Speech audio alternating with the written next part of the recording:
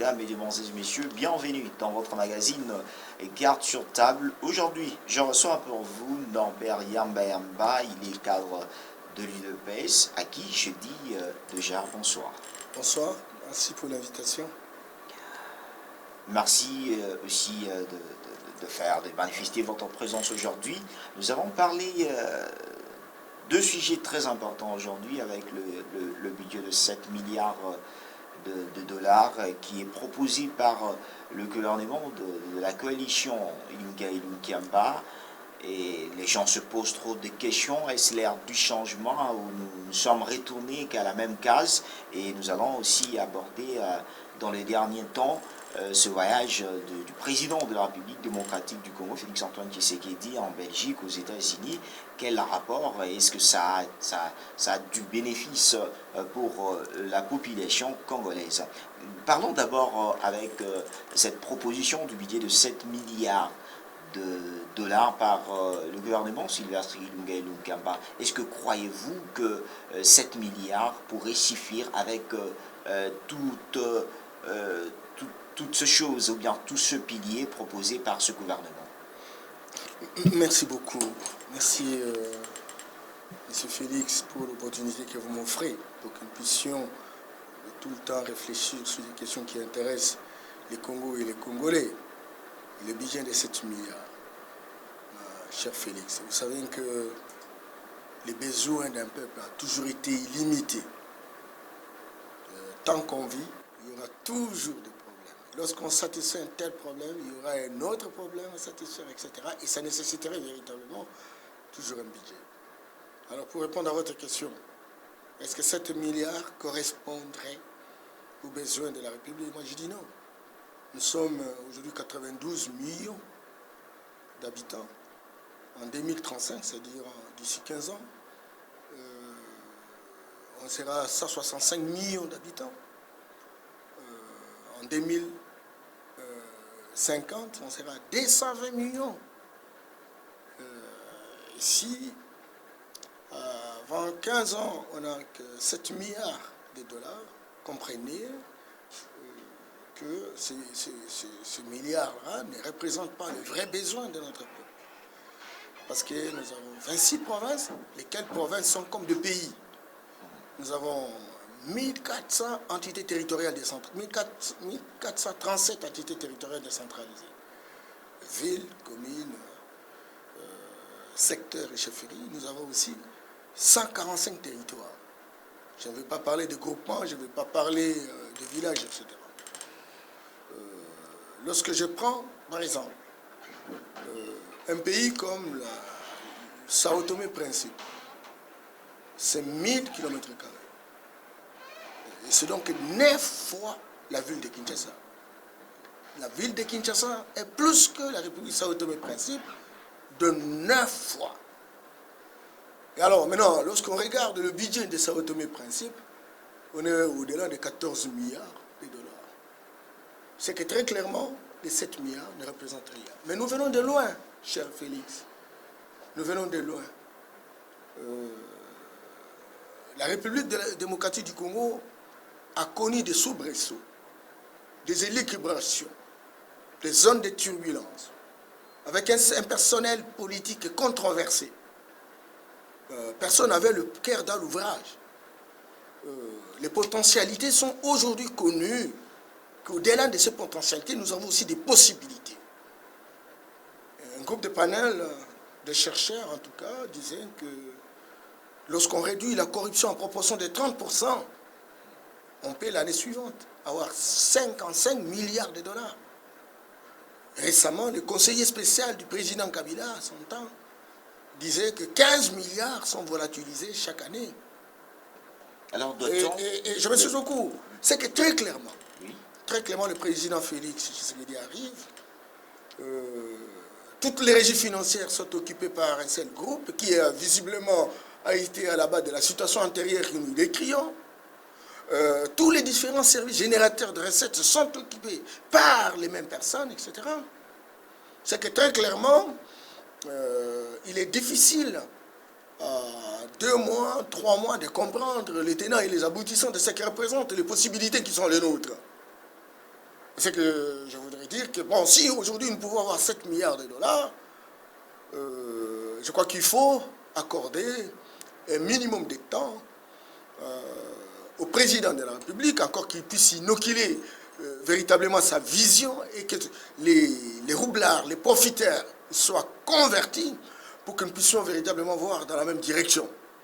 Et nous sommes en train d'y aller, mais entre-temps, nous devons commencer, n'est-ce pas, l'action gouvernementale. Alors, il faut partir. Commencer, M. Norbert Yamba, il faut partir de ces montagnes, on verra. Vous venez justement de dire qu'il y a certains services qui, les anciennes personnes, continueraient toujours à occuper, hein, et qui pourraient faire au moins, non plus faire avancer les choses. Est-ce que, doit-on dire que cette proposition de 7 milliards de dollars comme budget de 2020, les gens ne pourront pas se référer que c'est la continuité de ce régime qu'on a toujours eu à contester, parce que beaucoup disent qu'avec toutes ces promesses faites par Félix Antoine Tshisekedi, avec le peu qu'on a à proposer par le gouvernement Ilunga Ilunkamba, ça ne promet rien. Non, mais en fait, il faut qu'on sorte,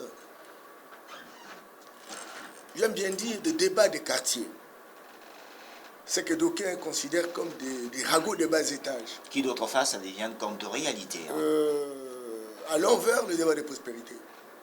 Et je vous dis, si nous faisons un débat de prospérité, nous allons nous poser la question. L'année passée, c'était quel budget? On n'était pas au-delà, on en a parlé de 6 milliards.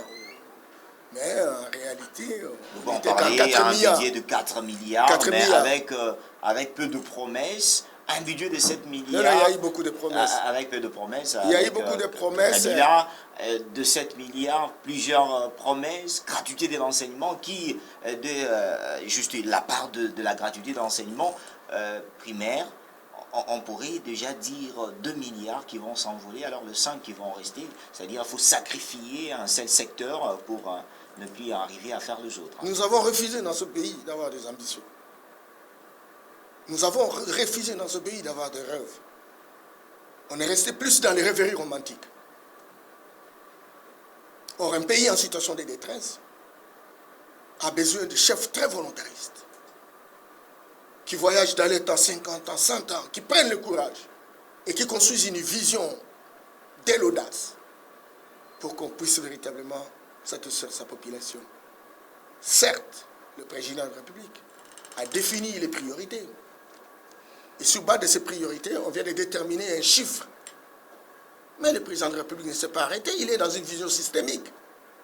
Au même moment qu'il veut, qu'il a fait des promesses, au même moment qu'il a demandé au gouvernement de pouvoir déterminer ses promesses en fonction véritablement d'un budget qui est loti de satisfaction véritablement de ces promesses, mais c'est au même moment que le président de la République est en train de mettre en place des mécanismes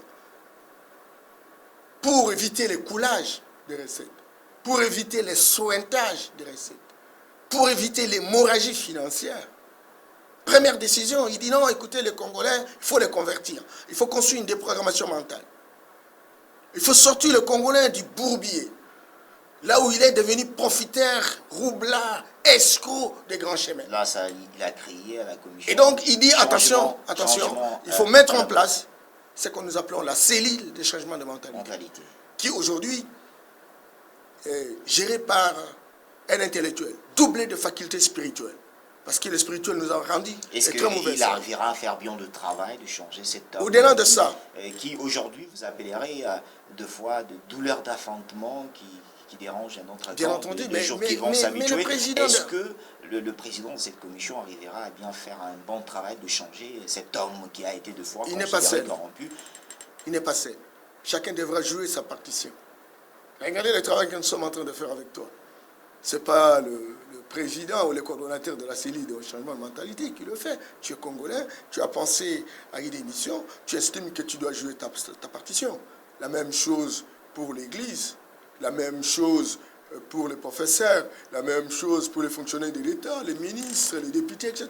Chacun joue sa partition. Le Congo est à genoux. On a besoin de redonner le blason. Et vous avez vu aux États-Unis, le président de la République a été la star des stars. J'ai suivi les Camerounais qui disent, mais écoutez, nous sommes prêts à donner toutes les autorités camerounaises au Congo. Et qu'on demanderait au Congo de remettre simplement Félix Tshisekedi. Et donc la contrepartie, je me suis beaucoup, la contrepartie de toutes les autorités camerounaises par Félix, nationale, le Sénat, bien le entendu. président de la République et seul Félix Tshisekedi. J'ai entendu la grande sœur Samuel dire avec foi que non, ce n'est pas un président comme les autres. Le président a démontré que, bien qu'étant reconnu comme les champions de l'émotion toxique, en tout cas, généralement on nous considère nous pareils. Nous allons parler. Le président de la République a montré qu'il est capable de désobéir. C'est pas la tyrannie des émotions toxiques. Et il est là avec humilité, il est là dans les contacts faciles, dans l'amitié, dans la gentillesse, de croire au Congo et aux Congolais pour qu'ensemble nous puissions véritablement prendre sa boussole. Alors maintenant, avec les 7 milliards, le président, je vous disais, que chacun joue sa partition. Le gouvernement de la République de Ilunga Ilunkamba a fait ce qu'il a fait. Il a mis en place, je crois que 17 ou 15 piliers. 15 piliers. Et le président dit, attention, je tiens à mes promesses, mais je dois chercher des fonds additionnels. Et pour chercher des fonds additionnels, il a besoin de contacter la solidarité internationale, la solidarité entre les peuples. Il y a des institutions qui ont été mises en place dans la perspective que ces institutions puissent véritablement jouer le grand fonds financier avec des pays qui en ont besoin. Encore qu'il faut respecter un certain nombre de critères, il faut respecter un certain nombre de principes. C'est comme ça que le président de la République a eu des contacts avec le Fonds monétaire international pour l'aider véritablement à organiser le compte de manière à construire une crédibilité et donner libre cours à ce que les autres acceptent véritablement de coopérer avec le Congo qui va sortir de l'escroquerie qui a été institutionnalisée. C'est comme ça que le président de la République est allé au niveau de la Banque mondiale, qui aujourd'hui, au départ, accepte de donner 1 milliard. Cela n'a pas été comptabilisé par le gouvernement Ilunkamba. Aujourd'hui, le président de la République a été avec la BAD, la Banque africaine de développement. Et vous savez combien d'argent on a accepté de remonter Inga. On a accepté véritablement de construire le pont. On a accepté aujourd'hui de donner une proportion pour la construction du port en eau profonde. On a accepté véritablement de financer la zone de libre-échange. On a accepté, vous avez vu, le président de la République est allé, il a vu les milliardaires d'Europe, il a vu les milliardaires des États-Unis. Ce n'est pas pour s'amuser. Ce n'est pas pour prendre de frites. C'est-à-dire le 7 milliards proposés par Sylvain Ilunga Ilunkamba et ce gouvernement n'empêcheront pas Félix Tshisekedi de bien faire le travail, c'est-à-dire d'arriver à ces slogans, le peuple d'abord. Oui, mais tout à fait. Vous savez, ce sont des prévisions en fait. Et même quand on demande une régie financière de mobiliser des ressources, qu'est-ce qu'on fait? On a dit, bon, ça va mobiliser 2 milliards. Ok, 2 milliards de fonds. Mais la régie peut mobiliser 20 milliards. Et on fait comment avec cet argent? Mais effectivement, on fait des réallocations. C'est comme ça qu'on appelle des réajustements budgétaires. Ah oui. Justement pour répondre aux besoins de la République. Et nous croyons à cela. Regarde, je vous donne une institution, une entreprise qui a prévu 106 milliards de francs congolais pour toute une année, les 12 mois de l'année. 106 milliards de francs congolais. À l'arrivée du président Félix. Craignant, parce que l'argent a toujours été sointé et entre les mains de certaines personnes, cette entreprise est allée au premier mois de janvier 2019 à 126 milliards de francs congolais. Montant prévu pour toute une année, c'est 106 milliards de francs congolais. Un seul mois, 126 milliards. 126 milliards. C'est qu'il y a de l'argent. Ça qui a de l'argent. Et il n'y a pas que ça. Je venais de participer à un speech de la Banque africaine de développement où c'est très clair. On veut mettre en place des projets de développement communautaire pour soutenir certains secteurs sociaux fragiles. Et la banque va devoir mettre en place de l'argent par rapport à ça.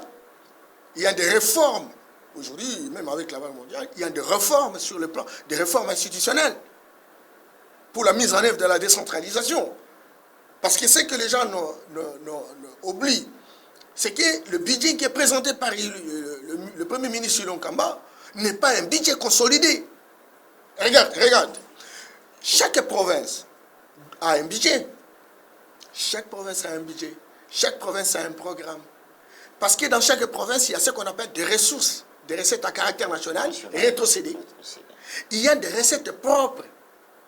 C'est très important. C'est ce qui fait le budget, véritablement, de la province. Et donc, si on veut parler du budget de la République, ça ne serait pas un budget conçu essentiellement par le Premier ministre. Il faut considérer les différents budgets des 26 provinces. Et si ce projet, ce budget réuni, on en fait une somme, une sommation, et on ressort le budget de la République démocratique du Congo. La tendance générale aujourd'hui, avec l'imbécilité de la classe politique, non, c'est 7 milliards. Est-ce qu'on a contrôlé combien d'argent va venir de la province de l'Équateur, de la province de Haut-Ouélé, Bas-Ouélé, de la Chopo? Ces 7 milliards, c'est juste un budget de Sylvain Bien entendu, à l'échelle nationale. Non pas un budget de l'échelle nationale. Non, il y aura des projets. Parce qu'en réalité, dans notre pays, il y a ce qu'on appelle 3 niveaux de gouvernance. Il y a l'échelle nationale, il y a l'échelle provinciale et l'échelle locale. Et au niveau local, il y a les villes, les communes, les secteurs et les chefferies. À chaque niveau, il y a un budget. Même les budgets des provinces ne sont pas des budgets consolidés de chaque province. Parce qu'au niveau de chaque province, il y a le budget des communes, il y a le budget des secteurs et des chefferies, il y a le budget des villes, et on en fait la consommation. On en a fait. C'est que très clairement, excusez.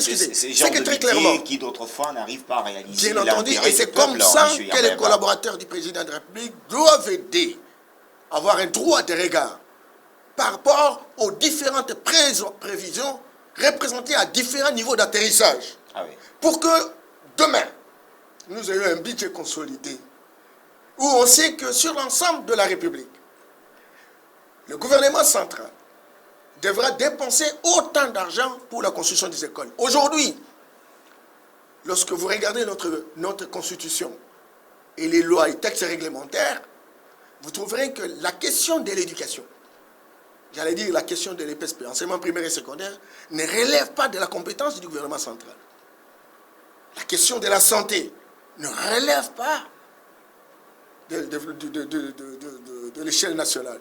La question de l'alimentation, de l'agriculture, la question du développement rural, ça sont des questions qui relèvent du pôle de souveraineté de notre pays, mais des compétences transférées aux provinces.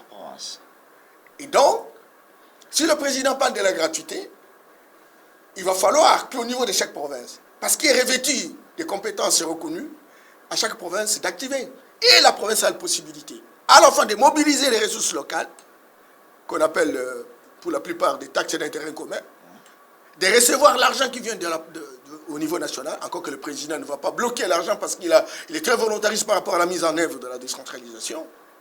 Et les communes, les villes aussi à leur niveau ont leurs compétences exclusives et elles doivent travailler. On n'attendra pas, par exemple, entre un petit pont, entre un petit ruisseau, et qu'on attende que le gouverneur puisse venir faire ça. Pourquoi pas le gouverneur ne peut pas le faire? La commune, par exemple, de Kimbanségué a 2 500 000 habitants. C'est plus que le Gabon. C'est plus que la Guinée équatoriale. 2 fois la Guinée équatoriale. Qu'est-ce qui explique que la Guinée équatoriale puisse avoir sur les 1 million de personnes autant de villes, autant de provinces, autant d'avions, autant de véhicules? Ce n'est pas aussi la volonté du président. Mais c'est justement l'impulsion du président de la République. Lorsque vous avez la volonté et de l'autre côté, il y a ces gens qui vous permettent de les faire. Est-ce que Félix Tshisekedi pourrait avoir cette volonté? Est-ce que en face de lui, il y a 2 gens qui pourront le permettre à bien faire le travail? Mais ça. Mais s'il écoutez, n'arrivera pas à changer, quel sera l'essor du président? Le président Félix ne sera pas seul. Le président Félix... Excusez. Vous-même, vous mettez dans votre cœur que Félix Tshisekedi, en ce moment où il a cette volonté de faire bien le travail, d'autre part, vous avez appelé ça douleur d'enfant. Bon, est-ce que vous voyez que Félix Tshisekedi, d'autre part, il est bloqué par ses collaborateurs, d'où d'autres fois les gens pourraient dire c'est une coalition d'hypocrisie? Douleur d'enfantement. même ceux qui font l'hypocrisie, même ceux qui sont appelés à jouer la complaisance, finiront par changer. Parce que croyez-moi, tous se promènent à travers le monde. Beaucoup se sont enrichis insolemment. Beaucoup ont infantilisé, clochardisé tout notre peuple. Beaucoup, la classe politique a été imbécilisée. Les trois quarts, je crois, c'est cette classe politique a conscience de son imbécilisation. Mais au moins tous, nous sommes d'accord qu'aujourd'hui, plus que jamais, notre pays est à genoux. Personne ne nous fait confiance par rapport à ça. Personne ne nous fait confiance. Aujourd'hui, je crois qu'il y a une sonnette d'alarme. Une décision très volontariste de chaque Congolais de se dire, nous avons tout, les potentialités, mais pourquoi nous sommes considérés comme les dindons de la France au travers l'Afrique? Changeons, avançons. Et vous avez vu le président de la République se faire accompagner des gouverneurs du FCC aux États-Unis, leur donner des opportunités, travailler avec eux dans une intelligence collective pour que toutes ces provinces puissent décoller. Et vous avez vu la sensibilité de tous ces gouverneurs qui ont oublié leur couleur, qui ont oublié leur odeur politique et qui se sont engagés résolument pour voir leur province. Alors leur province composée de la Mouka, composée de Cash, composée de FCC, etc. Je crois que le moment viendra. Une année après, je crois que les Congolais paiera le droit à la contestation pour dire plus jamais ça. Ça fait longtemps on s'est amusé de notre pays. De petits pays comme la Guinée équatoriale aujourd'hui fait partie des 10 pays les plus nantis d'Afrique. Un pays qui dépendait de nous, beaucoup de réfugiés angolais étaient chez nous. Aujourd'hui, c'est un pays nanti. Une force militaire, je me suis beaucoup. Un pays comme le Rwanda, 26 000 km², c'est pratiquement le territoire de l'Omela, qui s'enorgueillit, auréolé d'un prestige, de se dire bien gouverné, mais profitant véritablement beaucoup de nos richesses. Et le président dit, écoutez, arrêtez, faisons des projets intégrateurs, faisons des projets fédérateurs. Nous sommes dans une démarche de construire les États-Unis d'Afrique. Nous n'allons pas continuer à nous battre. Voilà cette intelligence politique. Et donc, il faut que les gens sortent de la rêverie romantique. Il faut que les gens aient des ambitions, mais qui partent de l'utopie. Ce qui peut ne pas être réalisé, mais dont on s'engage, et il y aura la victoire de l'audace. Et ça, le président Tshisekedi, qui a mijoté autant de stratégies pendant qu'il était à l'opposition, et tenté véritablement de la rendre opérationnelle. Ayons le courage et la détermination que les 7 milliards de dollars dont on parle, ce n'est pas le budget de la République. Parce que dans ce budget, on n'a pas pris en considération tous les budgets des 26 provinces.